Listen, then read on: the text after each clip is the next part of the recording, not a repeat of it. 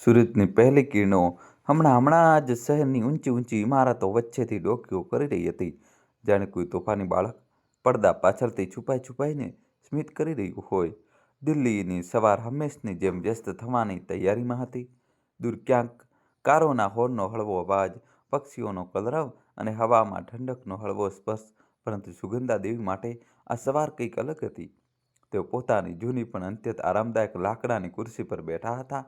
એ જ ખુરશી જે તેમના પતિએ વર્ષો પહેલાં તેમના માટે ખાસ બનાવડાવી હતી.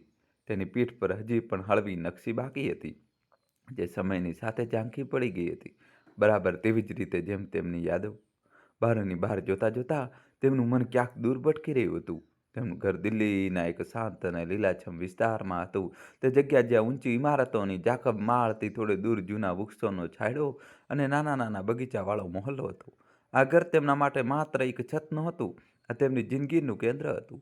ઈંટો અને સિમેન્ટથી બનેલી દિવાલો પાછળ છુપાયેલી હતી અગણિત યાદો. તેમની લગ્નની પહેલી રસોઈની સુગંધ, આદિત્યનું પહેલું કદમ, પતિ સાથે વિતાવેલી સાંજ જ્યારે તેઓ બંને બાલ્કનીમાં ચા પીતા અને આવતીકાલની વાતો કરતા. હજી ખુશીની પળો પણ હતી અને દુઃખ પણ. પતિનું અચાનક મૃત્યુ, એકલા હાથે આદિત્યને મોટો કરવાની જદ્દોજહદ, રાતોની ઊંઘ, આરામ, ચિંતાઓ, આ ઘર બધું જ જોઈ ચૂક્યું હતું, બધું જ સહન કરી ચૂક્યું હતું. સુગંધા દેવી એક 65 વર્ષીય વિધવા મહિલા હતા. તેમના ચહેરા પર કરચલીઓ હતી, પરંતુ આંખોમાં જીવનનો ઊંડો અનુભવ ઝલકતો હતો. અનુભવ જે દુઃખમાં પસાર થઈને પણ સ્મિત શીખવી દે છે. સફેદ સાડીમાં લપેટાયેલી તેમની કાયા હવે નબળી જરૂર થઈ ગઈ હતી, પરંતુ હિંમત આજે પણ એવી ને એવી જ હતી.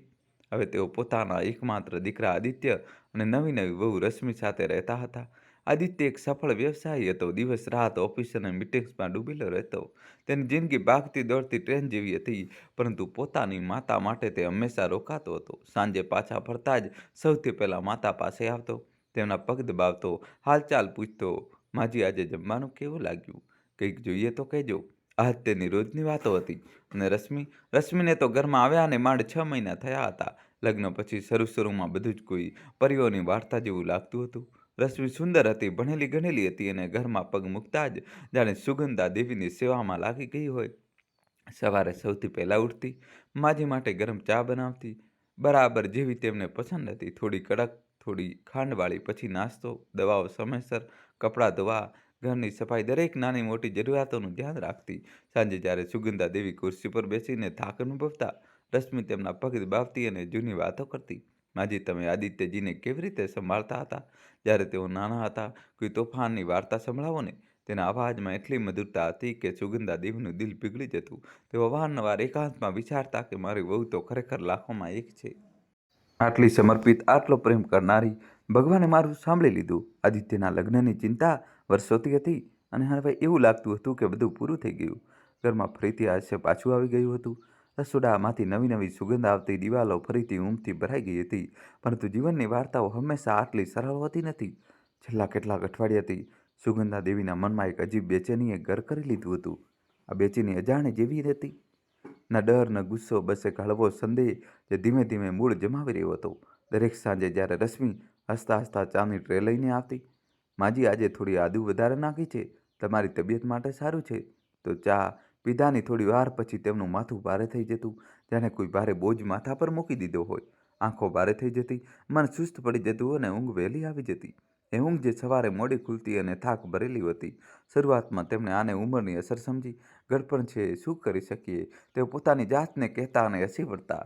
શરીર હવે પહેલાં જેવું નથી રહ્યું. સાંધામાં દુખાવો, યાદશક્તિમાં હળવી નબળાઈ, બધું તો ચાલ્યા કરે છે. ડૉક્ટરે પણ કહ્યું હતું, સુગંધાજી, ઉંમરની સાથે આવું થાય છે. દવાઓ સમયસર લો, આરામ કરો. પરંતુ ધીમે ધીમે આ સંદેહ ઊંડો થવા લાગ્યો. દોસ્તો, કહાની છેલ્લા સુધી જોજો અને ચેનલ સબસ્ક્રાઈબ કરી દો. રાતોમાં ઊંઘ ખુલતી તો મન વારંવાર એ જ માથાના બોજ પર અટકી જતું. શું ખરેખર આ માત્ર ઉંમર છે કે બીજું કંઈક? રશ્મિનું સ્મિત હજુ પણ એટલું જ મીઠું હતું, પરંતુ ક્યાંક અંદરથી એક હળવી ખટકો ઊભી થઈ રહી હતી. જાણે કોઈ જૂની ઘંટડી વાગી રહી હોય, જે સંભળાઈ તો રહી હોય, પરંતુ સમજાઈ ન રહી હોય. સુગંધા દેવી ચૂપ રહેતા, બહારથી બધું સામાન્ય બતાવતા, પરંતુ અંદર એક તોફાન ધીમે ધીમે ઉઠી રહ્યું હતું. શું આ વહેમ છે કે ખરેખર કંઈક ગડબડ છે?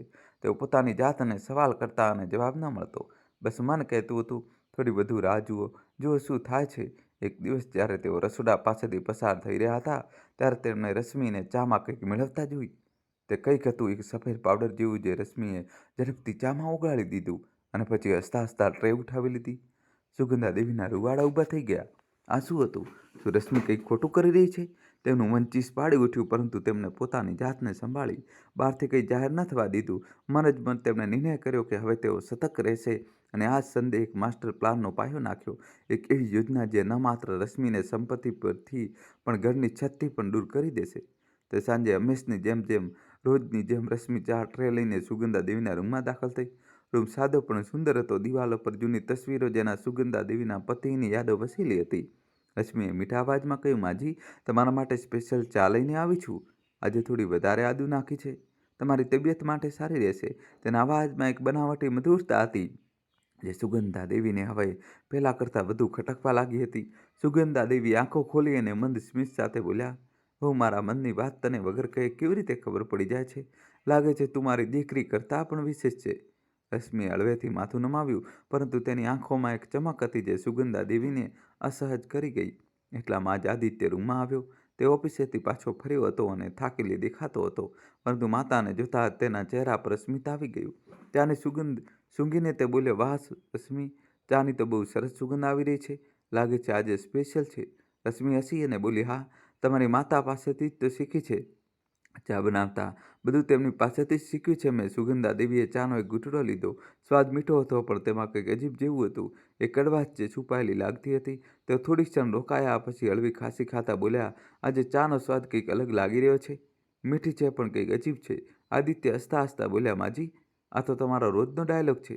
ક્યારેક ખાંડ ઓછી, ક્યારેક આદુ વધારે, કંઈક ને કંઈક ફરિયાદ તો રહે જ છે.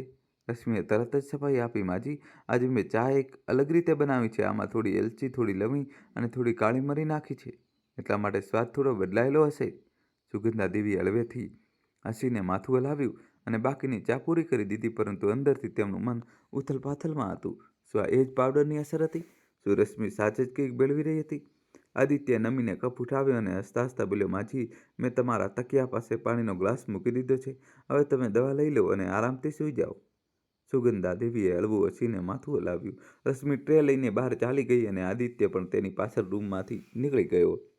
રૂમમાં એકલા રહીને સુગંધા દેવીએ દવા લીધી, પાણી પીધું અને ચૂપચાપ તકિયા પર માથું રાખીને સૂઈ ગયા. પરંતુ ઊંઘ ક્યાં આવવાની હતી? તેમનું મન વિચારોના વમળમાં ફસાયેલું હતું. તેઓ વિચારી રહ્યા હતા કે રશ્મિ આટલી સારી કેમ લાગે છે, પરંતુ આ સંદેહ કેમ? શું તેઓ વધારે વિચારી રહ્યા છે? ઉંમરની સાથે મનમાં વહેમ ઘર કરી જાય છે, પરંતુ આ વહેમ નથી લાગતો. તેઓ યાદ કરવા લાગ્યા પોતાની જુવાનીના દિવસોને, જ્યારે તેમના પતિ જીવિત હતા. ઘરમાં હસી ખુશીનો માહોલ રહેતો. આદિત્ય નાનો હતો, સ્કૂલે જતો, પણ હવે બધું બદલાઈ ગયું હતું. પતિના અવસાન પછી તેમણે એકલા હાથે ઘર સંભાળ્યું, આદિત્યને મોટો કર્યો અને હવે બહુ આવી છે જે બહારથી તો પરફેક્ટ લાગે છે, પણ અંદર શું? સુગંધા દેવીએ પડખું બદલ્યું. ચાનો સ્વાદ હજી પણ તેમના મોઢામાં હતો. માથું ભારે લાગી રહ્યું હતું, જાણે કોઈ નશો. ના, આ ન હોઈ શકે. તેમણે પોતાની જાતને સમજાવી, પરંતુ સંદેહનું બીજ વવાઈ ચૂક્યું હતું. સવારે જ્યારે તેઓ જાગ્યા તો ઘડિયાળમાં 6 વાગ્યા હતા. ઘરમાં સન્નાટો છવાયેલો હતો. સુગંધા દેવીએ મનમાં વિચાર કર્યો કે આજે તેઓ કંઈક અલગ કરશે. આજે હું મારા દીકરા અને વહુ માટે ચા બનાવીને દિવસની શરૂઆત મીઠી કરીશ. તેમણે વિચાર્યું. દબે પગે તેઓ રસોડા તરફ ગયા. રસોડું સાફ સુથરું હતું, જેવી રશ્મિ રાખતી હતી. ગેસ સળગાવીને તેમણે તપેલીમાં પાણી મૂક્યું, પછી એલચી, આદુ અને ચાની પત્તીની તૈયારી શરૂ કરી દીધી. ધીમે ધીમે આખા ઘરમાં ચાની સુગંધ ફેલાઈ ગઈ. આ સુગંધ દેવીને જૂના દિવસોની યાદ આવી રહી હતી, ત્યારે તેઓ પોતે બધું સંભાળતા હતા, પરંતુ મન કંઈ પણ માનવા તૈયાર નહોતું. ક્યાંક ને ક્યાંક કંઈક તો હતું જે ધીમે ધીમે સામે આવવાનું હતું. સુગંધા દેવીનું દિલ વારંવાર કહેતું કે આ માત્ર વહેમ ન હોઈ શકે. તેઓ રાત આખી પડખા બદલતા રહ્યા, બારીની બહાર જોતા રહ્યા, જ્યાં દિલ્હીની ઠંડી હવા વૃક્ષોના પાંદડાઓને પંપાળી રહી હતી. તે રાત્રે ફરીથી જ્યારે રશ્મિ ચા લઈને આવી, તો તેમણે હસતા હસતા કહ્યું, બહુ આજે થોડો થાક છે, ચા પછી પી લઈશ. રશ્મિએ કંઈ કહ્યું નહીં, બસ ટ્રે મૂકીને ચાલી ગઈ. પરંતુ સુગંધા દેવીએ તેની આંખોમાં એક પળની ઝંઝટ જોઈ લીધી, અથવા કદાચ આ પણ તેમનો વહેમ હતો. હવે તેઓ રશ્મિની દરેક હરકત પર નજર રાખવા લાગ્યા હતા. સવારે જ્યારે રશ્મિ રસોડામાં હોતી, તો તેઓ બહાનાથી પાસેથી પસાર થતા અને ચૂપકેથી જોતા. સાંજે જ્યારે રશ્મિ તેમના રૂમમાં આવતી, તો તેમની દરેક મુદ્રા, દરેક સ્મિતને ગંભીરતાથી પરખતા. ઘરની દિવાલો જે ક્યારેક સુરક્ષા અને ઊંઘનો અહેસાસ આપતી હતી, હવે તેમને કેદ કેવી લાગવા માંડી હતી. દરેક ખૂણામાં રહસ્ય છુપાયેલું હોય તેવું પ્રતીત હતું.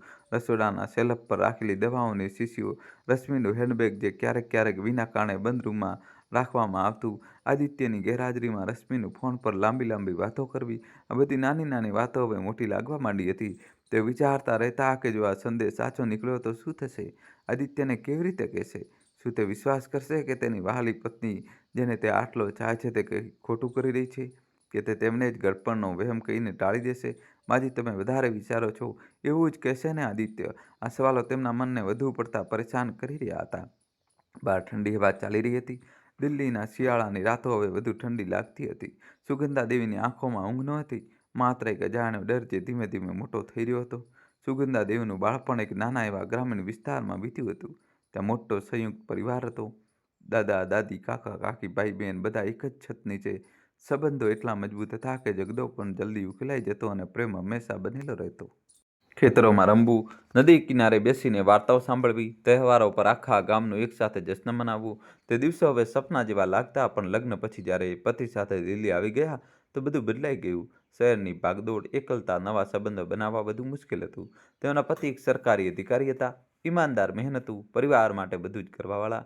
પરંતુ એક દિવસ અચાનક હાર્ટ એટેક બધું છીનવી લીધું. સુગંધા દેવી તે સમયે માત્ર 42 વર્ષના હતા. આદિત્ય ત્યારે 10મા ધોરણમાં હતો. રાતોરાત બધું એકલા હાથે સંભાળવું પડ્યું. ઘર, આદિત્યનો અભ્યાસ, પેન્શનના કાગળો, સમાજની વાતો. તેમણે ક્યારેય હાર ન માની. નાનું મોટું સિલાઈનું કામ કર્યું. આદિત્યને સારી સ્કૂલમાં ભણાવ્યો. તેને એન્જિનિયર બનતો જોયો અને પછી પોતાનો બિઝનેસ શરૂ કરતો જોયો. હવે આદિત્યના લગ્ન રશ્મિ સાથે થયા હતા. રશ્મિ એક સાધારણ મધ્યમ વર્ગીય પરિવારમાંથી હતી. માતા ઉષા એક સરકારી સ્કૂલમાં ટીચર હતા. પિતા રિટાયર્ડ બેંક કર્મચારી. લગ્ન સમયે બધું પરફેક્ટ લાગતું હતું. રશ્મિ ભણેલી ગણેલી હતી, સારી નોકરી કરી રહી હતી. પરંતુ લગ્ન પછી બોલી, માજી, હવે હું ઘર સંભાળીશ, આદિત્યનું ધ્યાન રાખીશ. બધા ખુશ હતા, પણ હવે આ સંદેહ બધું બદલી રહ્યો હતો. એક રાત્રે સુગંધા દેવીએ પોતાની જૂની લાકડાની કબાટ ખોલી અને તેમાંથી એક જાડી ચામડાની બાંધેલી ડાયરી કાઢી. આ ડાયરી તેઓ વર્ષોથી લખતા આવી રહ્યા હતા. દોસ્તો, કહાની છેલ્લા સુધી જોજો અને વિડીયો લાઈક કરીને ચેનલ સબસ્ક્રાઈબ કરી દો.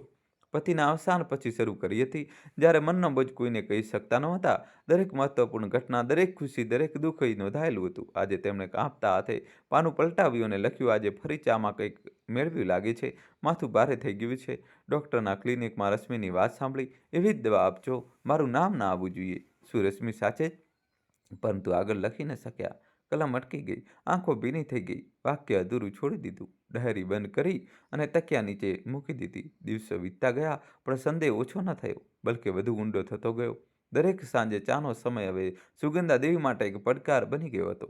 તેઓ જાણી જોઈને ચા ઓછી પીતા, ક્યારેક અડધો કપ છોડી દેતા, ક્યારેક બહાનું બનાવતા, પેટમાં ગેસ છે, વહુ આજે નહીં પીવું. રશ્મિ પૂછતી, માજી, ચા કેમ નથી પી રહ્યા?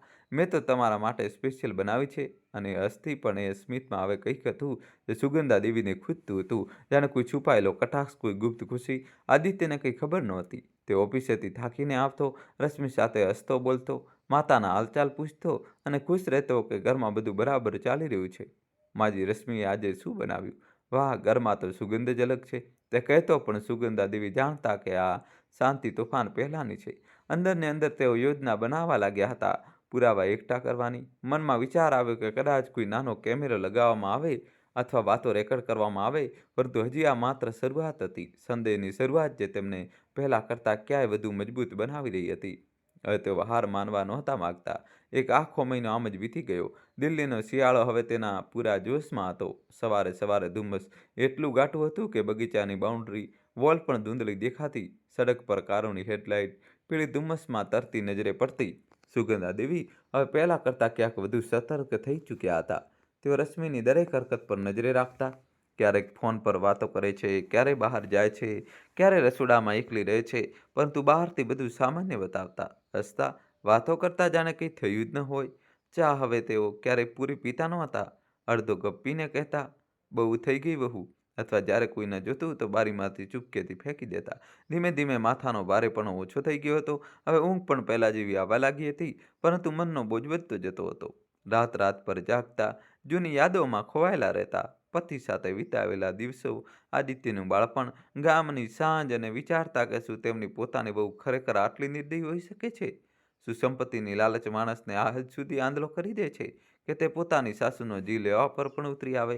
એક ઠંડી સવારે જ્યારે ધુમ્મસની ચાદર હજી પૂરી રીતે હટી નહોતી અને હવામાં ભેજને કારણે બધું ભીનું ભીનું લાગતું હતું, સુગંધા દેવી વરંડાથી જોડાયેલા નાના નાના એવા બગીચામાં ટહેલી રહ્યા હતા. આ બગીચો તેમનો સૌથી પ્રિય ખૂણો હતો. તેમણે પોતે પોતપોતાના હાથે ગુલાબની ક્યારીઓ લગાવી હતી. એક જૂનું લીમડાનું ઝાડ જે પતિએ લગાવ્યું હતું અને ખૂણામાં લાકડાની બેન્ચ જ્યાં તેઓ સાંજ વિતાવતા હતા. ઠંડી હવા તેમની સાડીના પલ્લુ સાથે રમી રહી હતી. જાણે કોઈ જૂનો મિત્ર પંપાળી રહ્યો હોય. તે ધીમે ધીમે કદમ વધારી રહ્યા હતા. હાથમાં માળા હતી અને મનમાં ભગવાનને પ્રાર્થના, એ ભગવાન, મારો શક ખોટો નીકળે, મારી બહુ નિર્દોષ હોય. ત્યાં જ તેમની નજર બગીચાના દૂરના ખૂણામાં ઊભેલી રશ્મિ પર પડી. રશ્મિ કોઈ અજાણ્યા માણસો સાથે વાત કરી રહી હતી. તે માણસ ઊંચો પૂરો હતો, કાળા ઓવરકોટમાં લપેટાયેલો, માથા પર ટોપી, ચહેરો ધુમ્મસ અને અંતરને કારણે સાફ દેખાઈ નહોતો રહ્યો. સુગંધા દેવીને આશ્ચર્ય થયું. ઘરમાં એવો કોઈ મહેમાન તો નહોતો આવ્યો. આદિત્ય ઓફિસે ગયો હતો અને રશ્મિએ તો કહ્યું હતું કે આજે બજાર જશે. તેમણે ધ્યાનથી જોયું પણ તે માણસ બિલકુલ અપરિચિત હતો. દિલના ધબકારા વધી ગયા. કંઈક ખોટું લાગી રહ્યું હતું. તેઓ ધીમેથી બગીચામાં રાખેલી લાકડાની બેન્ચ પાછળ છુપાઈ ગયા, ઘૂંટણના બળે બેસી ગયા જેથી દેખાય નહીં. મનના ધબકારા એટલા ઝડપી હતા કે લાગતું હતું રશ્મિ સાંભળી લેશે. શ્વાસ રોકીને તેઓ જોતા રહ્યા. રશ્મિ ચારેય તરફ જોઈ રહી હતી, જાણે કોઈ જોઈ ન લે. તેની મુદ્રામાં ગભરામણ હતી પણ સાથે જ એક અજીબ ઉત્સાહ પણ. પછી તે અજાણ્યા વ્યક્તિએ પોતાના ખિસ્સામાંથી એક સફેદ પરબડિયું કાઢ્યું, મોટું એવું જાણે તેના નોટો હોય કે કાગળો, અને રશ્મિના હાથમાં પકડાવી દીધું. રશ્મિએ પરબડિયાને ઝડપથી પોતાની સાડીના પલ્લુમાં છુપાવ્યું, ચારે તરફ ફરી નજર ફેરવી અને હળવેથી હસી. માણસ કંઈ પણ બોલ્યા વગર પાછો પડ્યો અને બગીચાની પાછળની નાની ગલીમાં ગાયબ થઈ ગયો. સુગંધા દેવીના શ્વાસ અટકી ગયા હતા. આ દ્રશ્ય જોઈને તેઓ વ્યાકુળ થઈ ઉઠ્યા. હાથ પગ કાંપવા લાગ્યા. મનમાં સવાલોનો વંટોળ ઉઠી ગયો. આ માણસ કોણ હતો? તેને પરબડિયું કેમ આપ્યું? તેમાં પૈસા હતા કે બીજું કંઈક? અને રશ્મિ આટલી ખુશ કેમ દેખાઈ રહી હતી, જાણે કોઈ મોટું કામ પૂરું થઈ ગયું હોય? દિલ જોર જોરથી ધડકી રહ્યું હતું. હવે સંદેહ વધુ ઊંડો થઈ ગયો હતો. આ માત્ર ચાનો પાવડર નહોતો, કંઈક મોટું હતું, બહુ મોટું. એટલામાં જ રશ્મિએ પોતાનો ફોન કાઢ્યો અને કોઈને કોલ લગાવ્યો. તેનો અવાજ ધીમો હતો પણ ધુમ્મસની શાંતિમાં સુગંધા દેવી સુધી સાફ પહોંચી રહ્યો હતો. હા, બધું એવું જ ચાલી રહ્યું છે જેવું આપણે પ્લાન કર્યું હતું. દવા નિયમિત આપી રહી છું. ડૉક્ટર પણ પૂરી રીતે સાથે છે. બસ થોડો સમય વધુ, જલ્દી જ બધું આપણું થઈ જશે. સુગંધા દેવીનું દિલ જોરથી ધડક્યું. પરંતુ રશ્મિએ જ્યારે આગલું વાક્ય બોલ્યું તો તેમના પગ નીચેની જમીન સરકી ગઈ. હા, ડોશી હવે વધારે દિવસ નહીં ટકે. માથું ભારે થવાની ફરિયાદ વધી ગઈ છે. બસ એકાદ મહિનો અને પછી આ ઘર પર માત્ર આપણું જ રાજ હશે. દોસ્તો, જલ્દીથી વિડીયો લાઇક કરી ચેનલ સબસ્ક્રાઇબ કરી દો. રશ્મિએ ફોન કાપ્યો અને હસતા હસતા ઘર તરફ ચાલી ગઈ. પરંતુ સુગંધા દેવી હજી પણ બેન્ચ પાછળ ઊભા હતા. નિઃશબ્દ સદમામાં તેમના હાથ પગ કાંપી રહ્યા હતા. આંખોની આસપાસ અંધારું છવાઈ ગયું. જેમ તેમ પોતાની જાતને સંભાળીને તેઓ રૂમ તરફ પાછા ફર્યા. પલંગ પર સૂઈ ગયા પણ આંખો ખુલ્લીને ખુલ્લી રહી ગઈ. ઊંઘ ક્યાં હતી? માત્ર ડર હતો, સંદેહ હતો અને હવે પાક્કો વિશ્વાસ. રશ્મિ તેમનો જીવ લેવા માંગતી હતી. સંપત્તિ માટે, ઘર માટે, આદિત્ય માટે. સુગંધા દેવીએ કોઈને કંઈ જણાવ્યું નહીં, આદિત્યને પણ નહીં. તેઓ જાણતા હતા કે જો અત્યારે જણાવશે તો આદિત્ય કદાચ વિશ્વાસ ન કરે. પ્રેમમાં આંધળો માણસ પોતાની પત્ની પર શક કરવો મુશ્કેલ સમજે છે. સાંજે જ્યારે રશ્મિ ચા લઈને આવી તો તેનું મીઠું હાસ્ય જોઈને સુગંધા દેવીનો જીવ ગભરાઈ ગયો. માજી, ચા લઈ લો, તમને સારું લાગશે, રશ્મિએ કહ્યું. સુગંધા દેવીએ હસવાનો પ્રયત્ન કર્યો પણ તે હાસ્ય ફીકું હતું. મૂકી જા બહુ, હું પછી પી લઈશ, તેમણે શાંતિથી કહ્યું. રશ્મિએ એક ક્ષણ તેમની તરફ જોયું, પછી કંઈ પણ પૂછ્યા વગર ચાલી ગઈ. દરવાજો બંધ થતાં જ સુગંધા દેવીએ પલ્લુથી આંખો લૂછી અને ચૂપચાપ ચાનો કપ ઉઠાવીને બારીની બહાર ફેંકી દીધો. પછી પલંગ પર સૂઈ ગયા. પણ રાત આખી ઊંઘ ના આવી. અડધી રાત વીતી ચૂકી હતી તો પણ મનનો તોફાન શાંત નહોતો થઈ રહ્યો. અજાણ્યો ડર ઊંડાઈ સુધી સમાઈ ચૂક્યો હતો. બીજા દિવસે સુગંધા દેવીએ નિર્ણય કર્યો કે હવે ચૂપ નહીં રહે પણ સીધો મુકાબલો નહીં કરે. રશ્મિએ તેની જ ભાષામાં જવાબ આપશે. તેમણે જૂની કબાટ ખોલી અને તેમાંથી એક ધૂળથી ભરેલી ઢીંગલી કાઢી, જેને તેને બાળપણથી સંભાળીને રાખતા હતા. ઢીંગલીનું નામ હતું પારો. કેટલાય વર્ષોથી કબાટમાં બંધ હતી. તેઓ ઢીંગલીને ખોળામાં લઈને બેસી ગયા અને ધીમે ધીમે તેની સાથે વાતો કરવા લાગ્યા. જો પારો, એ ફરીથી આવી ગઈ છે, એ મને મારી નાખશે. તેમના અવાજમાં માસુમિયત હતી, ડર હતો અને એક અજીબ પાગલપન. તેમના ચહેરા પર મીઠી પણ બેચેની હસી હતી. એટલામાં જ રશ્મિ ચા લઈને રૂમમાં આવી. માજી, આ શું કરી રહ્યા છો? તેના અવાજમાં આશ્ચર્ય હતું. સુગંધા દેવીએ ગરદન ફેરવી. તેમની આંખોમાં ડર, માસુમિયત અને પાગલપનની ચમક સાફ દેખાઈ રહી હતી. દોસ્તો, હજી કહાની બાકી છે. અમારી સાથે જોડાયેલા રહેજો. હજી સુધી વિડીયોને લાઇક ન કર્યો હોય તો વિડીયોને લાઇક કરી દો અને ચેનલને સબસ્ક્રાઈબ કરી દો. દોસ્તો, હવે કહાનીમાં જબરજસ્ત ટ્વિસ્ટ આવશે. હવે સુગંધા દેવી એવી યુક્તિ કરશે કે વહુના શાંત થઈ જા, એ મને મારવા આવી છે. તું જોઈ રહી છે ને પારો? તેઓ ગુપ્ત વાતો જણાવી રહ્યા હતા, પણ સામે માત્ર ઢીંગલી હતી. રશ્મિ અંદરને અંદર ખુશ થઈ ગઈ. મન જ મન બુદબુદાવી. હવે તો આ પૂરી રીતે પાગલ થઈ ગઈ છે. દવાએ કામ કરવાનું શરૂ કરી દીધું. બહારથી સહાનુભૂતિ બતાવતા તે પાછી વળી. તેના ચહેરા પર દયાનું નામ નિશાન નહોતું, બલ્કि એક વિકૃત સંતોષ ઝળકી રહ્યો હતો. સુગંધા દેવીએ તેને જતા જોઈ અને હોઠ પર મંદ સ્મિત આવ્યું. હવે આપણા બંનેની રમત શરૂ થઈ ગઈ છે. તેમણે ઢીંગલી તરફ જોતા કહ્યું. સવારના 8 વાગી ચૂક્યા હતા. આદિત્ય તૈયાર થઈને ડ્રોઈંગ રૂમમાં બેઠો હતો. એટલામાં જ રસોડામાંથી રશ્મિનો અવાજ આવ્યો. આદિત્ય, જરા જુઓ ને, માજી ઉઠી ગયા છે. ચા ઠંડી થઈ જશે. આદિત્ય બોલ્યો, હા જોઉં છું, અને માતાના રૂમ તરફ ગયો, પરંતુ ત્યાંનું દ્રશ્ય જોઈને તે દરવાજા પર જ અટકી ગયો.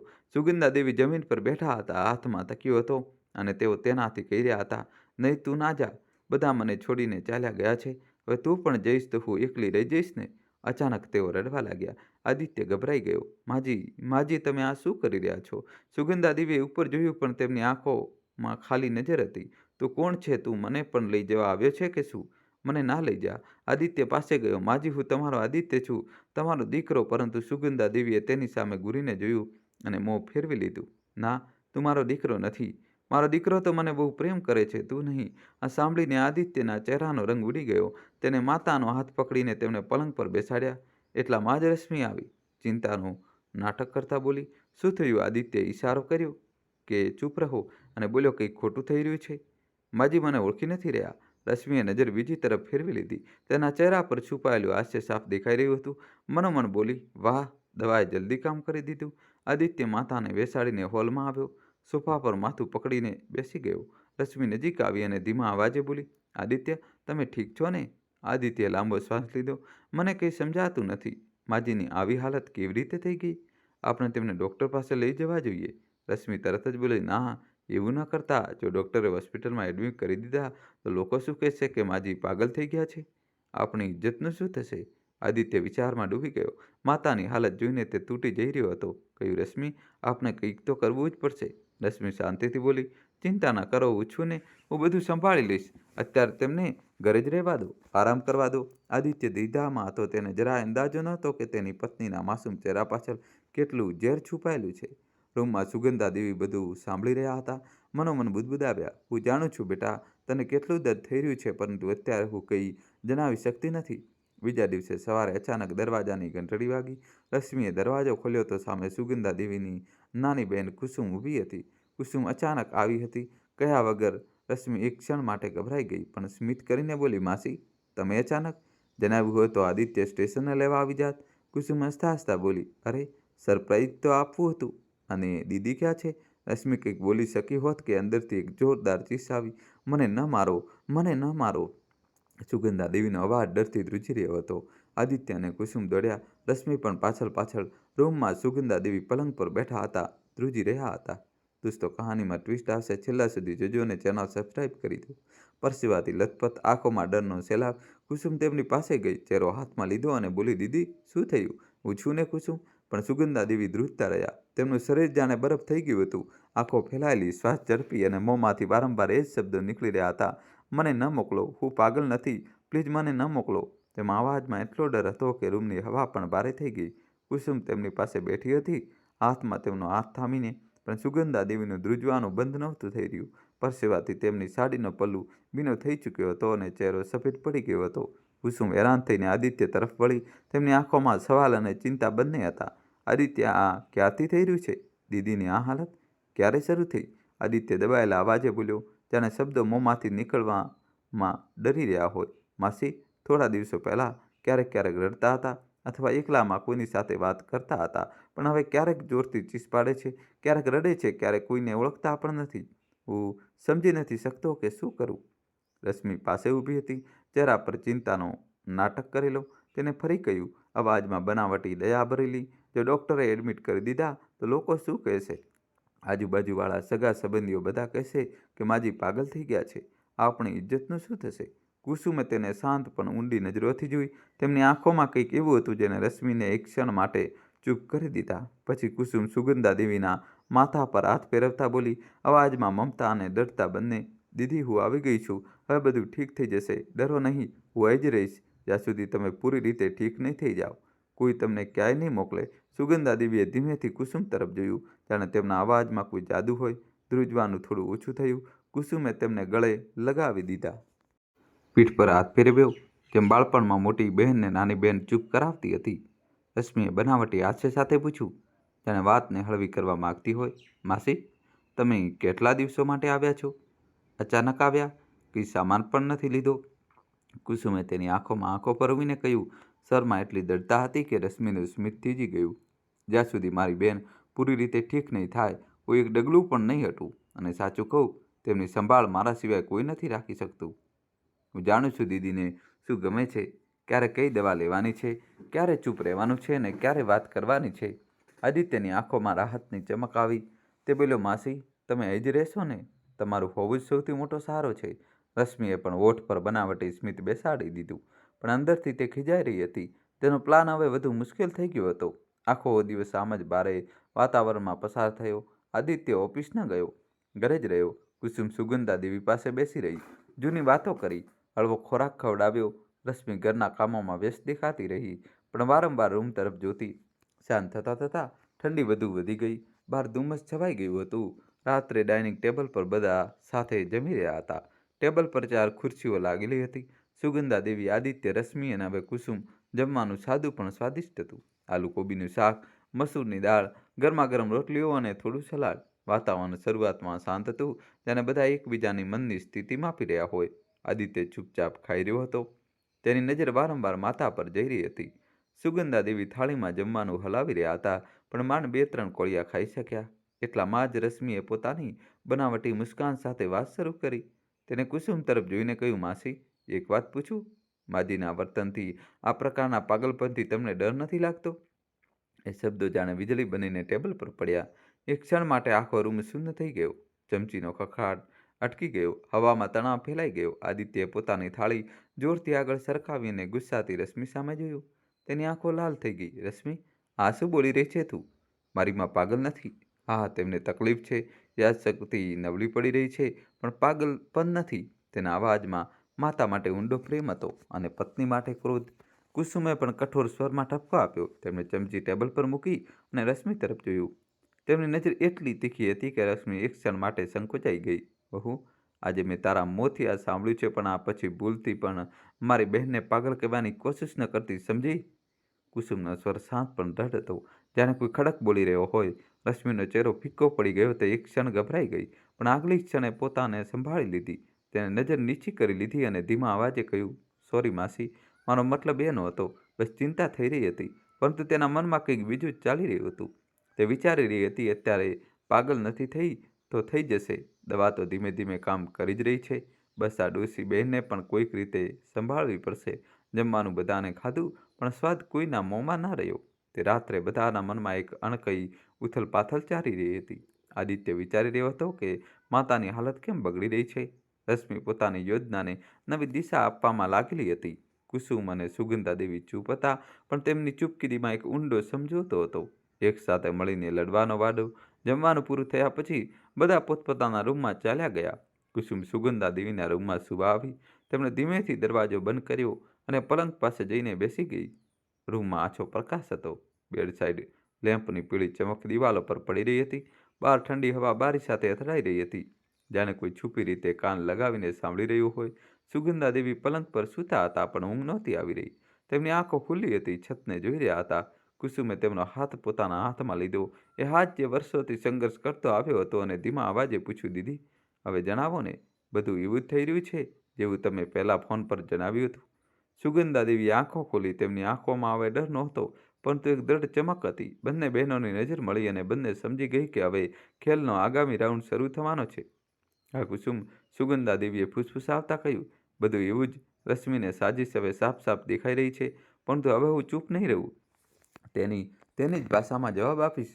કુસુમે માથું હલાવ્યું. દીદી, આગળ શું કરવાનું છે? જણાવો ને, હું તમારી સાથે છું, પૂરેપૂરો સાથ. સુગંધા દેવીએ થોડું રોકાઈને કહ્યું, આવતીકાલે સવારે તું ગમે તે રીતે મને મંદિરે લઈ ચાલ. ત્યાં શાંત જગ્યામાં બધું જણાવીશ. ઘરની દિવાલોને પણ કાન હોય છે. અહીં કંઈ પણ કહેવું જોખમથી ખાલી નથી. કુસુમે સહમતીમાં માથું હલાવ્યું. ઠીક છે દીદી, પણ એક વાત રશ્મિને જરાય શંકા ન થવી જોઈએ કે મને કંઈ ખબર છે. હું બસ જોતી રહીશ. યોગ્ય સમયે યોગ્ય પગલું ભરીશું. બંને બહેનોએ તે રાત્રે મોડે સુધી વાત કરી. સુગંધા દેવીએ કુસુમને બધું જણાવ્યું. ચામાં મેળવવામાં આવતી દવા, ડૉક્ટરો પાસેથી સાંભળેલી વાતો, બગીચામાં જોયેલું દ્રશ્ય, અજાણ્યો માણસને પરભડ્યું. ફોન પર સાંભળેલો કોલ કુસુમ સાંભળતી રહી, પણ તેમની આંખો ગુસ્સા અને દુઃખથી ભરાઈ આવી. દીદી, આ તો હત્યાની સાજિશ છે.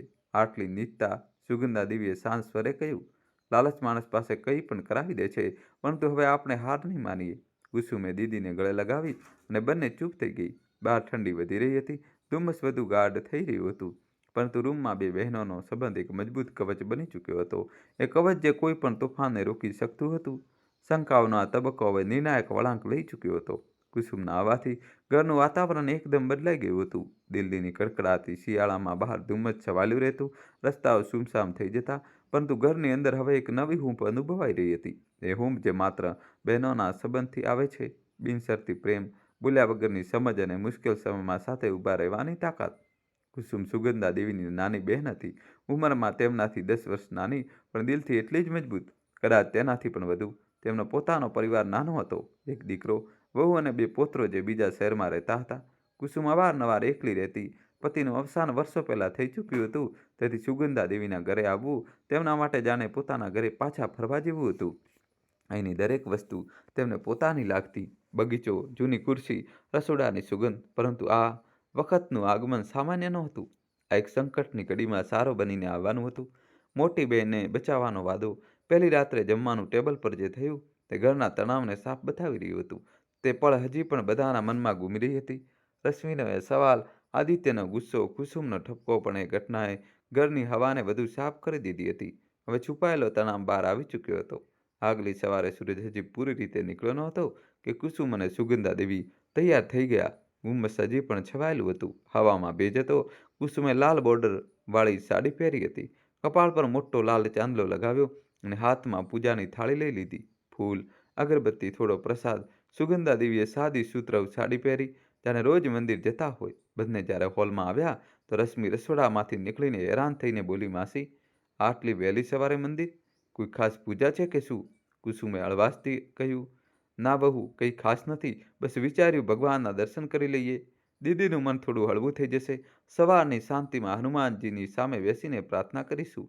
કદાચ મનને સુકૂન મળે. તેમના અવાજમાં એટલી સ્વાભાવિકતા હતી કે કોઈ શંકા ન કરી શકે.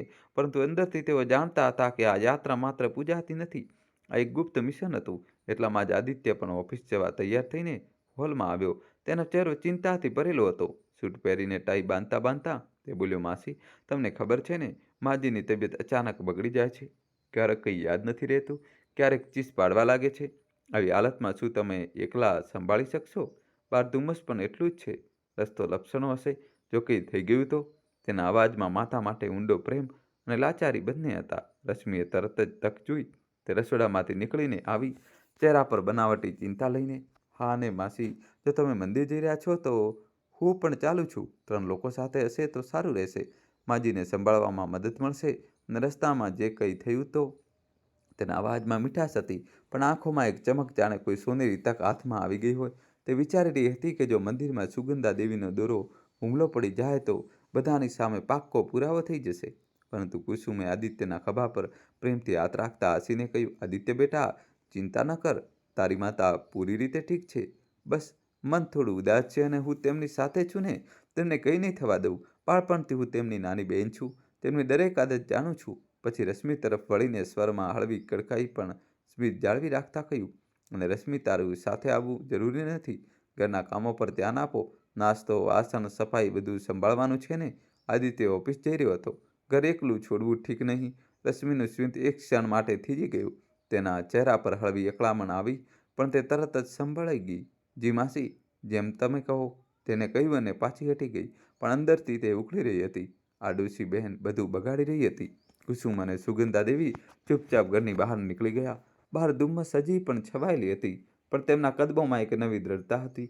આ નીકળવું માત્ર દર્શન માટે નહોતું, પરંતુ ન્યાયની દિશામાં એક નિર્ણાયક પગલું ભરવા માટે હતું.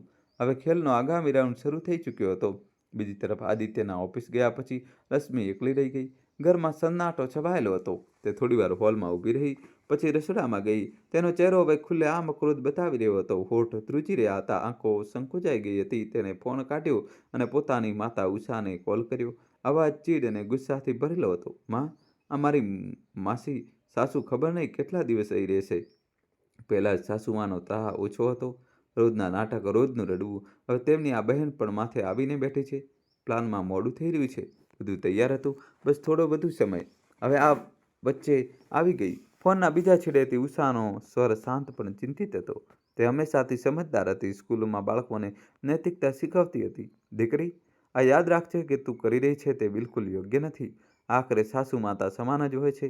તે તારાથી મોટા છે, આદિત્યની માતા છે. કર્મોનું ફળ મળે છે. જે વાવશો તે જ લણશો. આ સાંભળતા જ રશ્મિ રાડ પાડી ઉઠી. તેનો ગુસ્સો ફૂટી નીકળ્યો. માં, ફરીથી તું એ જ શરૂ ન કર. એટલે જ હું તારી સાથે વધારે વાત નથી કરતી. તે હંમેશા તેમનો જ પક્ષ લે છે. સાસુમાનો આદિત્યનો, મારો નહીં. મને આ ઘર જોઈએ છે, આ સંપત્તિ જોઈએ છે. આદિત્ય મારો છે, માત્ર મારો. ઉષાએ ઠંડા પણ દૃઢ સ્વરે કહ્યું. દીકરી, હું તારું ભલું ઈચ્છું છું. આદિત્ય તને બહુ પ્રેમ કરે છે, તારી દરેક વાત માને છે અને તું તેની માતાને જ પાગલ સાબિત કરવા પર તુલેલી છે. આ ખોટું છે. અંજામ બહુ ખરાબ આવી શકે છે. એક દિવસ બધું સામે આવી જશે અને ત્યારે. રશ્મિ હવે બધું સાંભળવું નહોતું. તેને ગુસ્સામાં ફોન કાપી નાખ્યો. ફોન જોરથી પછાડ્યો અને રસોડાના સ્લેબ પર મુક્કો મારીને બેસી ગઈ. તેના ચહેરા પર બેચેની હતી, શ્વાસ ઝડપી હતા, પણ આંખોમાં હજી પણ એ જ કુટિલ ચમક હતી. કોઈ ગમે તેટલું રોકે, પણ મારો પ્લાન પૂરો થશે. આ ઘર, આ સંપત્તિ બધું મારું હશે. તે મનોમન બુદબુદાવી. એ મંદિરે પહોંચતા જ કુસુમ અને સુગંધા દેવીએ પહેલાં ભગવાનના દર્શન કર્યા. મંદિર જૂનું હતું, હનુમાનજીનું, જ્યાં સવાર સવારમાં ભજન ચાલી રહ્યા હતા. બજરંગ બાળની ધૂન હવામાં ગુંજી રહી હતી. અગરબત્તીની સુગંધ અને ઘંટડીઓના મધુર અવાજમાં બંનેને શાંતિ મળી. તેમણે પ્રસાદ ચડાવ્યો, માથું ટેક્યું અને મનોમન પ્રાર્થના કરી, હે બજરંગબલી, સત્યની જીત થાય. દર્શન પછી તેઓ મંદિરના એક શાંત ખૂણામાં ગયા, જ્યાં એક જૂનું પીપળાનું ઝાડ હતું. તેના મૂળ જમીનમાં ઊંડે ઉતરેલા હતા અને નીચે પથ્થરની જૂની બેન્ચ હતી. ચારે તરફ સન્નાટો હતો. માત્ર દૂરથી ભજનનો હળવો અવાજ આવી રહ્યો હતો. સુગંધા દેવીએ કુસુમનો હાથ પોતાના હાથમાં લીધો, એ હાથ જે વર્ષોથી તેમનો સહારો રહ્યો હતો, અને કહ્યું, કુસુમ, ધ્યાનથી સાંભળ. હવે આપણે આગામી પગલું વિચારી સમજીને ભરવું પડશે. એક પણ ભૂલ ન થવી જોઈએ. કોઈએ ભણક પણ ના લાગવી જોઈએ. કુસુમે દૃઢતાથી માથું હલાવ્યું. હા દીદી, તમે બસ જણાવો, હું તમારી સાથે છું. તમારી આ શાંતિ અને આંખોના આંસુ હવે જોયા નથી જતા. સુગંધા દેવી આગળ નમી અને ધીમા અવાજે બોલી, કુસુમ, મેં તને ફોન પર ગુપ્ત કેમેરો લગાવવાનું કહ્યું હતું ને, તે લાવી છે ને? કુસુમે તરત જ પોતાની બેગ તરફ ઇશારો કરતા હસીને કહ્યું, હા દીદી, લાવી છું. મેં મારા પૌત્ર પાસેથી મંગાવ્યો છે. બહુ નાનું અને ખાસ છે. દિવાલમાં છુપાવી દો કે ઓફિસમાં રાખી દો, કોઈને શંકા નહીં જાય. બેટરી લાંબી ચાલે છે અને મોબાઈલ સાથે કનેક્ટ થાય છે. લાઈવ જોઈ શકાય છે, રેકોર્ડ પણ કરી શકાય છે. આ સાંભળીને સુગંધા દેવીના ચહેરા પર કેટલાય દિવસો પછી સાચું સ્મિત આવ્યું. આંખો ચમકી ઉઠી, જાણે કોઈ નિર્ણાયક યુદ્ધની તૈયારી પૂરી થઈ ચૂકી હોય. બહુ સરસ કર્યું કુસુમ. હવે બસ સાચી જગ્યા પસંદ કરવાની છે. એક કેમેરો મારા રૂમમાં, જ્યાંથી પલંગ, દરવાજો અને બારી સાફ દેખાય છે. બીજો રસોડામાં, કેમ કે ત્યાં જ રશ્મિ ચા અને દવા તૈયાર કરે છે. જેવી રીતે કંઈક ખોટું કરશે, બધું રેકોર્ડ થઈ જશે. કુસુમે પૂછ્યું, પણ દીદી, એક વાત પૂછું, તમને કેવી રીતે ખબર પડી કે તે તમને પાગલ સાબિત કરવાનો દાવ રમી રહી છે? આટલો મોટો પ્લાન? સુગંધા દેવીનો ચહેરો અચાનક ગંભીર થઈ ગયો. તેમની આંખોમાં પળભર માટે ઉદાસી છવાઈ ગઈ, જાણે કોઈ જૂનો ઘા ફરીથી ખોતરાઈ ગયો હોય. તેમણે ઊંડો શ્વાસ લીધો અને ફૂસફૂસાવ્યું, કુસુમ, તે દિવસે હું એકલી બગીચામાં બેઠી હતી. એટલામાં જ રશ્મિ આવી. તેને લાગ્યું હું સૂતી છું કે ધ્યાનમાં છું. તે ફોન પર વાત કરી રહી હતી. મેં એક એક શબ્દ સાંભળ્યો. સુગંધા દેવી થોડી રોકાઈ, ગળું સુકાઈ ગયું. પછી ધીમા પણ ઉત્તેજિત અવાજે બોલી, તે કહી રહી હતી કે શું હજી વધુ 1 મહિનો લાગશે સાસુને પાગલ થવામાં? હું રોજ સમયસર દવા આપું છું, ચામાં પણ મેળવું છું, છતાં કેમ ફેર નથી પડી રહ્યો? કોઈ એવી દવા નથી કે જલ્દી તેનું મગજ ફરી જાય? સુગંધા દેવી ફરી રોકાઈ, આંખો નમ થઈ ગઈ, અને પછી જે સાંભળ્યું તે તો દિલમાં ખંજરની જેમ ઉતરી ગયું. તે બોલી, એવી કરો કે એક ઇન્જેક્શન ભોંકીને આખો ખેલ જ ખતમ કરી દો. સાસુમાના માથાનો દુખાવો જ ન રહે. સુગંધા દેવીનું ગળું રૂંધાઈ ગયું, આંખોમાં આંસુ આવી ગયા. કુસુમ, મારી પોતાની વહુ મારી જાન લેવાની સાજિશ રચી રહી હતી, માત્ર સંપત્તિ માટે, આ ઘર માટે. કુસુમનો ગુસ્સો બેકાબૂ થઈ ગયો. તે ધ્રુજતા અવાજે બોલી, શું આટલી નીચતા? આ તો સીધું સીધું પાપ છે. હવે આ લડાઈ આપણે લડીશું જ. તેના કર્મોનો હિસાબ થશે. ભગવાન પણ તેને માફ નહીં કરે. સુગંધા દેવીએ કુસુમનો હાથ પકડ્યો અને દૃઢતાથી કહ્યું, ચાલ કુસુમ, સમય આવી ગયો છે આદિત્યની સામે રશ્મિનો અસલી ચહેરો લાવવાનો, પણ હોશિયારીથી બહુ શાંતિથી. બંને બહેનો એકબીજાને જોઈને હસી. કેટલાય દિવસો પછી સુગંધા દેવીનું હાસ્ય સાચું હતું. દોસ્તો, હજી કહાની બાકી છે. કહાનીમાં જબરજસ્ત ટ્વિસ્ટ આવશે. હજી સુધી મિત્રો વિડીયોને લાઇક ન કર્યો તો વિડીયોને લાઇક કરી ચેનલને સબસ્ક્રાઈબ કરી દો. હવે તેમનું મન એક જ વાત પર કેન્દ્રિત હતું, સત્યને બહાર લાવવું, રશ્મિને તેના જાળમાં ફસાવવી. મંદિરથી પાછા ફરતી વખતે બંને ચૂપ હતી. ધુમ્મસ હટવા લાગ્યું હતું. સૂરજના કિરણો ધીમે ધીમે ફેલાઈ રહ્યા હતા, પણ તેમની ચૂપકીદીમાં એક મજબૂત સંકલ્પ હતો. હવે જીત તેમની જ થશે. ઘરે પહોંચીને કુસુમે મોકો જોઈને જ કેમેરા કાઢ્યા. સૌથી પહેલાં સુગંધા દેવીના રૂમમાં એક ખૂણો પસંદ કર્યો. કબાટના ઉપરના શેલ્ફ પર એક નાના શોપીસની પાછળ, જ્યાંથી પલંગ, દરવાજો અને બારી સાફ દેખાતા હતા. બીજો કેમેરો રસોડાની શેલ્ફ પર, મસાલાની રેક પર, એક જૂના કડાની અંદર, જ્યાંથી ચા બનાવતી વખતનો દરેક ખૂણો કવર થઈ રહ્યો હતો. બધું એટલી સફાઈથી થયું કે કોઈને શંકા ન જાય. હવે રાહ હતી એ પળની જ્યારે રશ્મિ પોતે પોતાના પગ પર કુહાડી મારે. સહયોગી આવી ચૂક્યો હતો. ખેલ હવે બરોબર થઈ ગયો હતો. આગામી દિવસ એક સામાન્ય સવારની જેમ શરૂ થયો. પણ ઘરની અંદર તણાવ હવામાં ઓગળેલો હતો. દિલ્હીની ઠંડી હવે ચરમસીમા પર હતી. બહાર ધુમ્મસ એટલું ગાઢ કે પડોશનું ઘર પણ માંડ દેખાતું. કુસુમ અને સુગંધા દેવીએ રાતભર ઓછી વાત કરી હતી, પણ તેમની આંખોમાં ઊંઘને બદલે એક સહિયારો સંકલ્પ હતો. કેમેરા લાગી ચૂક્યા હતા. એપ ચેક કરી લેવામાં આવી હતી. હવે બસ ઇંતજાર.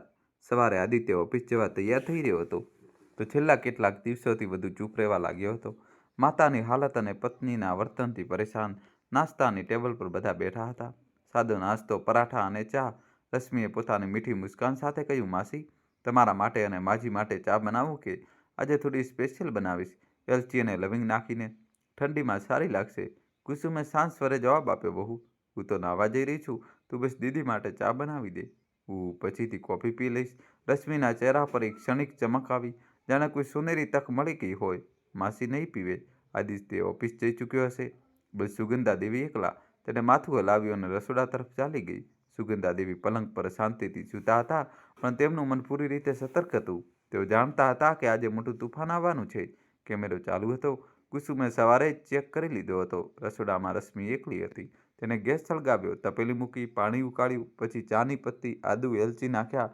પણ જેવું તેને ચારે તરફ જોયું કે કોઈ જોઈ નથી રહ્યું, તેને પોતાની સાડીના પલ્લુમાંથી એક નાની શીશી કાઢી.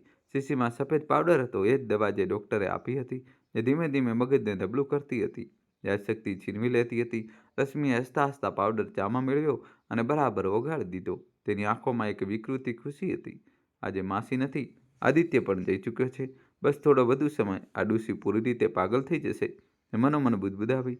કેમેરો વધુ રેકોર્ડ કરી રહ્યો હતો. તેની દરેક હરકત, દરેક શબ્દ સ્પષ્ટ અવાજમાં.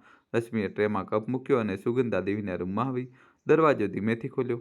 માજી, તમારા માટે ચા લાવી છું, ગરમ ગરમ પી લો, સેહત માટે સારી છે. તેના અવાજમાં મીઠાશ હતી, પરંતુ સુગંધા દેવીને તેની આંખોમાં છુપાયેલી ધૂળતા લુચ્ચાઈ સ્પષ્ટ દેખાઈ રહી હતી. સુગંધા દેવીએ પલંગ પર માથું ઊંચું કર્યું અને રશ્મિ તરફ જોયું. તેમને સમજતા વાર ન લાગી. આજ એ તક છે. એક ક્ષણનો પણ વિલંબ કરવાનો નહોતો. તેમણે પોતાની યોજના મુજબ નાટક શરૂ કરી દીધું. અચાનક તેમના હાથ પગ ધ્રુજવા લાગ્યા. શ્વાસ તેજ થઈ ગયા, જાણે ખેંચ દોરો આવી રહ્યો હોય. તેઓ પલંગ પર પડખા બદલવા લાગ્યા. મોંમાંથી અસ્પષ્ટ શબ્દો નીકળવા લાગ્યા. ના ના, મને ન મારો, છોડો મને. રશ્મિ થોડી ક્ષણો ઊભી રહી. સુગંધા દેવીને જોતી રહી. જ્યારે તેને પૂરો વિશ્વાસ થઈ ગયો કે સાસુમાને ખરેખર ખેંચાવી રહી છે, ત્યારે તેનો ચહેરો બદલાઈ ગયો. મીઠું સ્મિત ગાયબ થઈ ગયું અને તેની જગ્યાએ એક ભયાનક વિકૃત હાસ્ય લઈ લીધી. તે જોરથી હસી પડી. એવું હાસ્ય જે રૂમની દિવાલો સાથે અથડાઈને પાછું આવી રહ્યું હતું, ઠંડુ અને ડરામણું. ડોશી, આખરે મારી આપેલી દવાનો અસરો દેખાવા લાગ્યો છે. હવે બહુ વાર નથી. આ ઘર પર ટૂંક સમયમાં જ મારું રાજ હશે. રશ્મિના અવાજમાં ઝેર ભળેલું હતું. તે આગળ ઝૂકી અને બોલી, તારા દીકરાને હું મારા ઈશારા પર નચાવીશ. આજ સુધી તે મામા જપતો હતો. હવે જુઓ, પત્નીનો પાલવ પકડીને ચાલશે. તમારી સંપત્તિ, આ ઘર, બધું મારું. સુગંધા દેવી પલંગ પર પડી પડી કણસી રહી હતી, પરંતુ અંદરથી દરેક શબ્દ સાંભળી રહી હતી. તેમનું દિલ ધ્રુજી રહ્યું હતું, પરંતુ સંયમ ગુમાવ્યો નહીં. રશ્મિ વધુ આગળ વધી. તેની આંખો પાગલપણથી ચમકી રહી હતી. કેટલું નાટક કર્યું તે પણ. ઢીંગલી સાથે વાતો, ઓશિકાને ગળે લગાવવું, પરંતુ હવે રમત ખતમ. એટલું કહીને રશ્મિએ સુગંધા દેવીને પગથી જોરદાર લાત ઠોકર મારી. ધક્કો એટલો જોરદાર હતો કે સુગંધા દેવી પલંગ પરથી નીચે પડી ગઈ. તેમનું માથું ભોંયતળિયે અથડાયું. દર્દ થયું, પરંતુ તેઓ ચૂપ રહ્યા. નાટક ચાલુ હતું. રશ્મિએ એકવાર ફરી હસીને જોયું અને ટ્રે ઉઠાવીને બહાર જતી રહી. રૂમમાં ફરી ભયાનક શાંતિ છવાઈ ગઈ. થોડી મિનિટો પછી સુગંધા દેવી ધીમેથી ઊભી થઈ. તેમના માથામાં દુખાવો હતો, પરંતુ આંખોમાં સંતોષની ચમક હતી. તેમણે ચારે તરફ જોયું. કેમેરા પોતાની જગ્યા પર હતો. તેમણે ખૂબ જ સાવધાનીથી મોબાઈલ કાઢ્યો, જે કુસુમે આપ્યો હતો, અને એપ ખોલી. રેકોર્ડિંગ સાફ હતું. રશ્મિનું પાવડર ભેળવવું, તેનું કુટિલ હાસ્ય, દરેક શબ્દ લાત મારવી, બધું જ, અને અવાજ સાથે. સુગંધા દેવીની આંખોમાંથી આંસુ વહી રહ્યા હતા, પરંતુ તે આંસુઓમાં દર્દની સાથે રાહત પણ હતી. હવે પુરાવો મારા હાથમાં છે. તેમણે ગણગણાટ કર્યો. તેમણે રેકોર્ડિંગ ડાઉનલોડ કર્યું, પેનડ્રાઈવમાં કોપી કર્યું અને તેને અલમારીમાં સુરક્ષિત છુપાવી દીધું. કેમેરો બંધ કર્યો. હવે રાહ હતી સાંજની, આદિત્યના આવવાની. આખો દિવસ ઘરમાં સન્નાટો રહ્યો. કુસુમ બહાર બજાર ગઈ હતી, જાણે જોઈને જેથી રશ્મિને પૂરી તક મળે. રશ્મિ આખો દિવસ ખુશ દેખાતી હતી, ગણગણી રહી હતી, ઘર સાફ કરી રહી હતી, જાણે જીત ખૂબ નજીક હોય. તેને ક્યાં ખબર હતી કે તેની હરકતો રેકોર્ડ થઈ ચૂકી હતી. સાંજ થઈ. સૂરજ આથમતા જ ઠંડી વધુ વધી ગઈ. આદિત્ય ઘરે પાછો ફર્યો, થાકેલો, પરંતુ જેવો જ દરવાજો ખોલ્યો, રશ્મિ રડતા રડતા તેને ગળે વળગી પડી. તેની આંખો લાલ હતી, ચહેરો સૂજી ગયેલો. આદિત્યએ જોયું ને, મને આ ઘરમાં બિલકુલ નથી રહેવું. આજે તમારી માએ મારું ગળું દબાવી દીધું. પાગલપનની હદ થઈ ગઈ. કોઈક રીતે જીવ બચાવીને બહાર આવી છું. આદિત્ય સતબત થઈ ગયો. શું માએ તારું ગળું દબાવ્યું? તે તરત જ માના રૂમ તરફ વળ્યો. સુગંધા દેવી શાંતિથી રૂમના દરવાજા પાસે ખુરશી પર બેઠી હતી. કુસુમ પણ પાસે ઊભી હતી, ચહેરા પર ગંભીરતા. રશ્મિએ પોતાની ગરદન બતાવી. તેને જાતે જ નખથી લાલ નિશાન બનાવી લીધા હતા. આ જુઓ, આ લાલ નિશાન, અને કેટલા પુરાવા જોઈએ તારે?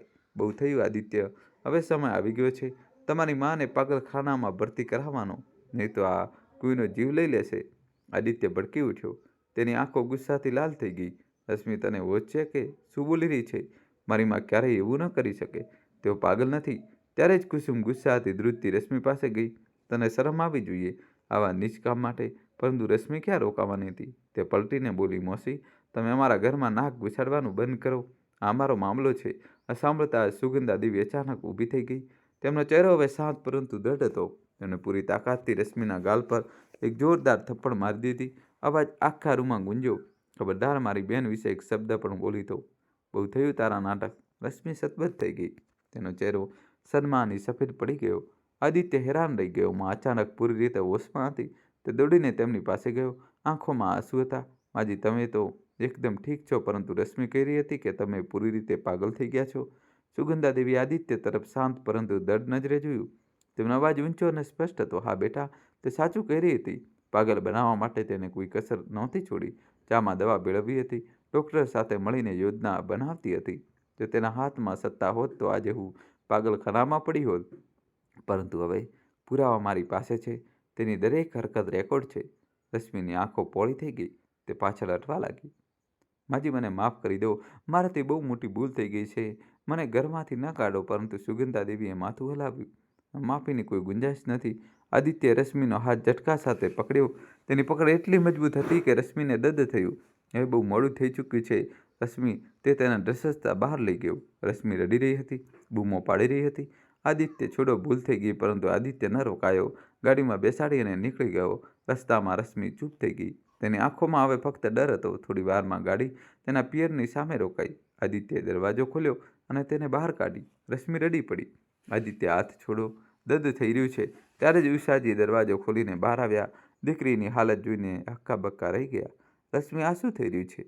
આદિત્યએ ગુસ્સા ભરેલી નજરે ઉષાને જોઈ. પોતાની દીકરીને સંભાળો અને આના પર નજર રાખો. બીજી વાર જો આણે અમારા ઘરમાં પગ મૂક્યો તો મારા જેવો ખરાબ કોઈ નહીં હોય. છૂટાછેડાના કાગળો ટૂંક સમયમાં મોકલું છું. એટલું કહીને તે પાછળ વળ્યા વિના ચાલ્યો ગયો. રશ્મિ ઉંબરા પર ઢળી પડી અને ધ્રુસકે રડવા લાગી. ઉષાએ ચીડાઈને કહ્યું, જોયું, એટલે જ વારંવાર ના પાડતી હતી. પરંતુ તારે તો સાસુને પાગલ સાબિત કરવી હતી, જીવ લેવો હતો. હવે જિંદગી પર પસ્તાવો કરો. તે ઘરની અંદર જતી રહી. રશ્મિ એકલી રહી ગઈ, પોતાના લોભની આગમાં બળતી. આદિત્યની ગાડી ઘરની સામે રોકાઈ. એન્જિન બંધ કરતાં જ તે બહાર નીકળ્યો, પરંતુ તેના કદમ ભારે હતા. સાંજની ઠંડી હવા તેના ચહેરા પર છરીની જેમ ચીરી રહી હતી, પરંતુ તેનું મન તેનાથી પણ વધુ ઠંડુ થઈ ચૂક્યું હતું.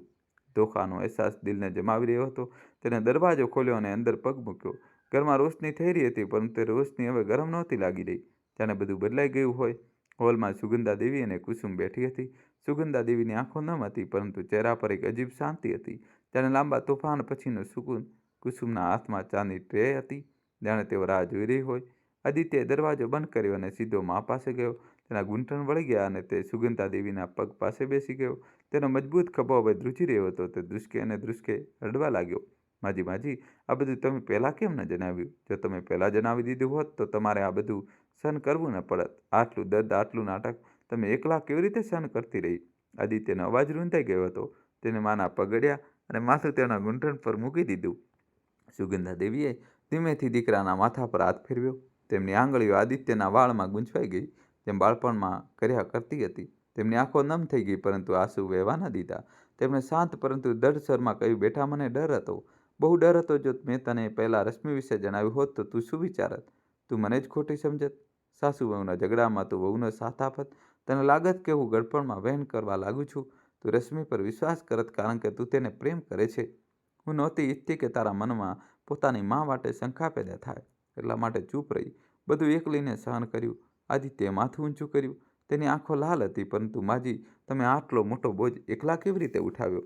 તે દવા, તે ષડયંત્ર, તમે રોજ ચા ફેંકી દેતી હતી, નાટક કરતી હતી અને હું કંઈ સમજી પણ ન શક્યો. હું કેટલો અંધ હતો. સુગંધા દેવીએ મુસ્કરાવવાનો પ્રયત્ન કર્યો. બેટા, માઓ પોતાના બાળકા માટે કંઈ પણ સહન કરી લે છે. હું જાણતી હતી કે સચ્ચાઈ એક દિવસ સામે આવશે અને કુસુમ આવી તો મને સહારો મળી ગયો. અમે મળીને પુરાવા એકઠા કર્યા. આજે એ જ પુરાવો કામ આવ્યો. દોસ્તો, કહાની છેલ્લા સુધી જોજો અને વિડીયો લાઇક કરીને ચેનલ સબસ્ક્રાઈબ કરી દો. કુસુમ પાસે ઊભી હતી. તેમણે ટ્રે ટેબલ પર મૂકી અને હસતા હસતા બોલી, ચલો આદિત્ય બેટા, હવે રોવા ધોવાનું બંધ કરો. ગરમા ગરમ ચા લઈને આવું છું. હવે ફક્ત હું જ બનાવીશ ચા. આ ઘરમાં કોઈ દવા નહીં નાખે. તેમના હાસ્યમાં એક રાહત હતી, જાણે કેટલાય દિવસોનો બોજ ઉતરી ગયો હોય. ત્રણેય હોલમાં સોફા પર બેસી ગયા. ચાની સુગંધ ઘરમાં ફેલાઈ ગઈ, સાચી સુગંધ કોઈ પણ ઝેર વિનાની. આદિત્યએ કપ ઉઠાવ્યો, પરંતુ હાથ ધ્રુજી રહ્યા હતા. તેને પહેલો ઘૂંટડો લીધો અને બોલ્યો, માજી, મોસી, આજે હું રશ્મિને તેના પિયર છોડી આવ્યો. છૂટાછેડાના કાગળો મોકલી દઈશ. તે હવે ક્યારેય આ ઘરમાં પગ નહીં મૂકે. સુગંધા દેવીએ માથું હલાવ્યું. ઠીક કર્યું બેટા.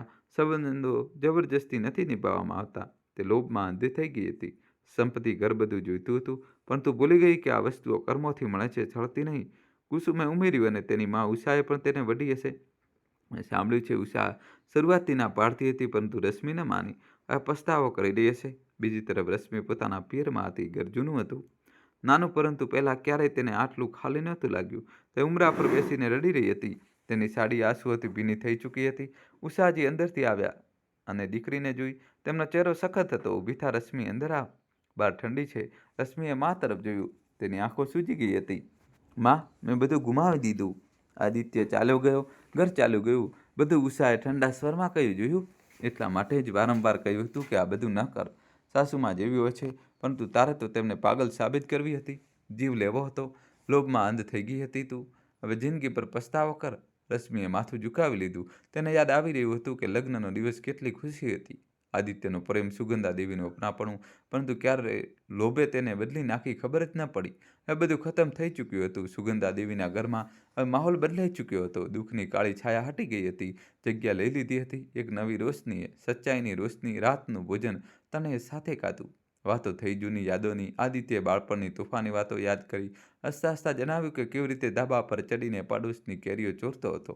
કુસુમે હસતા હસતા કહ્યું, દીદી, યાદ છે જ્યારે આપણે નાની હતી, ગામમાં કેટલી મસ્તી કરતી હતી? નદીમાં નાહવું, ઝાડ પર ચડવું. હવે ફરી એ જ દિવસો પાછા આવી ગયા.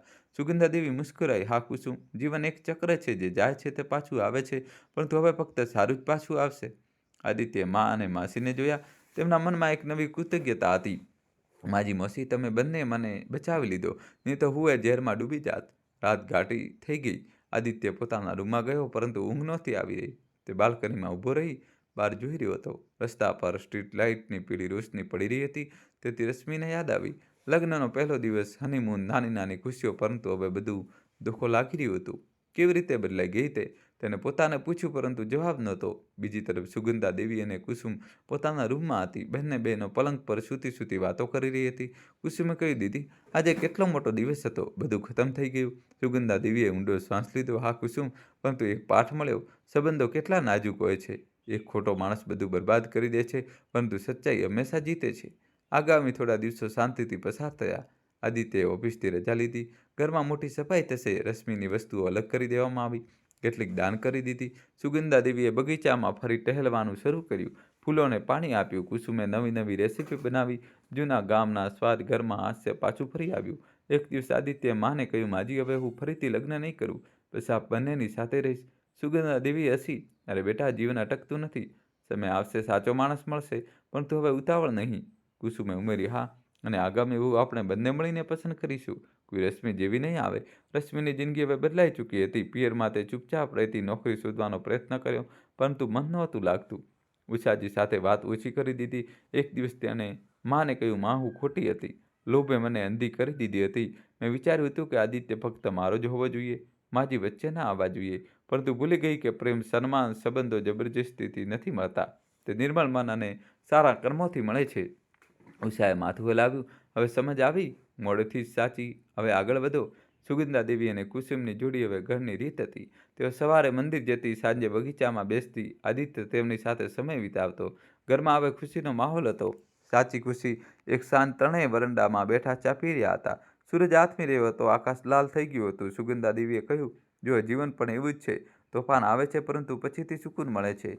કુસુમે હસીને કહ્યું, અને આપણે બંને બહેનો મળીને દરેક તોફાન પાર કરી લઈશું. આદિત્યએ મુસ્કરાતા કહ્યું, અને હું આપ બંનેનો સારો સમય પસાર થતો ગયો. ઘર ફરીથી હસી ખુશીથી ભરાઈ ગયું. રશ્મિએ પોતાની ભૂલમાંથી પાઠ લીધો અને નવી જિંદગી શરૂ કરી. પરંતુ સુગંધા દેવીનું ઘર હવે એક મિસાલ બની ગયું કે સચ્ચાઈ અને ધૈર્ય હંમેશા જીતે છે. લોભનો અંત હંમેશા પસ્તાવો હોય છે, અને સારા કર્મોનું ફળ સુકૂન. બંને બહેનોની આંખોમાં હવે આંસુ નહોતા, ફક્ત સંતોષ અને શાંતિની ચમક હતી. વાર્તા અહીં જ ખતમ નથી થતી. જીવન ચાલતું રહે છે, પરંતુ આ વાર્તામાંથી એક મોટો પાઠ મળે છે. લોભ અને ધોખો અંતમાં હંમેશા પસ્તાવો લાવે છે, ત્યારે ધૈર્ય, સચ્ચાઈ અને પરિવારનો સાથ જીવનમાં સાચો સુકૂન આપે છે. સુગંધા દેવી, કુસુમ અને આદિત્ય હવે ખુશીથી જીવી રહ્યા હતા. ઘરમાં ફરીથી એ જૂની ગરમાહટ પાછી ફરી આવી હતી, જે ફક્ત સાચા સંબંધોથી આવે છે. તો મિત્રો, સુગંધા દેવીએ જે કર્યું તે સાચું હતું કે ખોટું? તમારો અભિપ્રાય કોમેન્ટ કરીને જરૂર જણાવો. અને આ વાર્તા તમે ક્યાંથી જોઈ રહ્યા છો? તમારું અને તમારા શહેરનું નામ અમને લખી મોકલો. અને જો વાર્તા પસંદ આવી હોય તો ચેનલને સબસ્ક્રાઈબ અને વિડીયોને લાઇક કરવાનું ભૂલતા નહીં. વિડીયોને હાઇપ જરૂર આપો. ફરી મળીશું એક નવી વાર્તા સાથે. ત્યાં સુધી ધન્યવાદ. અને કોમેન્ટમાં દોસ્તો તમારે જય શ્રી કૃષ્ણ લખવું જ પડશે. જલ્દીથી જય શ્રી કૃષ્ણ લખી દો. વિડીયો લાઇક કરી ચેનલ સબસ્ક્રાઈબ કરી દો. ખૂબ ખૂબ ધન્યવાદ. દિલથી આભાર.